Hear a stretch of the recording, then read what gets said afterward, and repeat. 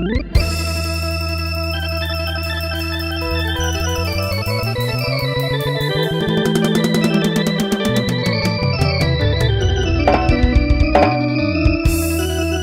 ะแสบหัวใจผ่านไปจี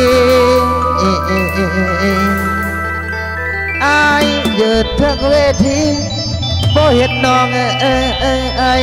ตกใจว่าอายละอยู่ใส่นอสาวบังลาคนเคยหัวน้องยมยำตะวันซ้ำส่งที่ใส่หน้าเวทีบนนัดไว้เหตุแต่เมียมากับลานสาวหากเครื่องมารายงานว่าเจ้านี้บอกเคยบ้าน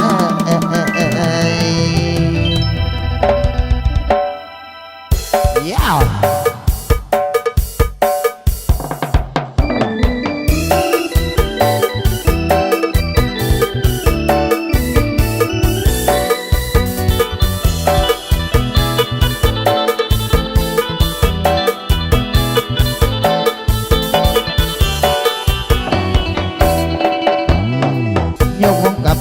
ร่วมกันบนบ้านน้องอีกที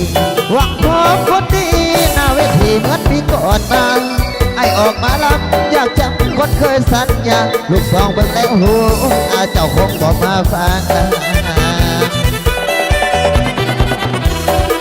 หนีไปกำกันใส่จนไม่หน่อยบอกข่าวหนีไปกำกันใส่จนไม่หน่อยบอกข่าวเย็นลมหนาวบนสาพันฝนสบายสมอยู่ใส่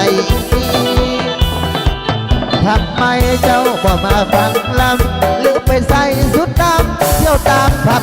ชีวิตพระเอกหมอลำสาวสุดดำเพื่อนฟังบ่ติดก็คือนกพิษชีวิตบ่ติดใจของคนออกหน้าเวทีคืนนี้ไม่มีมาละไอเด็ดไปลำไปแต่ในหัวใจละก็หัวใจอายซ้อนคือหัวใจเจ้าฟังลำไปโน้นที่มาสวยทำหัวใจหมอลำซ้ำตัว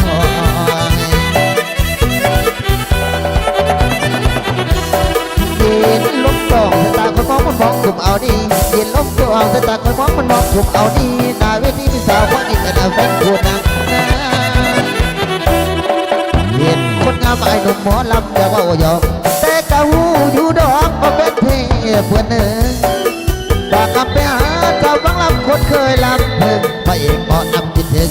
สาวสิ่งที่เคยฟังลำสักคำไปนำเสียงอัพลองสักคำไปนำเสียงอัพโลเป็นกำลังว่าสนอดเป็นเก่าพ่อผู้สาวบ้านเจ้านางใจอายแห่งงานเห็นตาผู้สาวก็อีกเก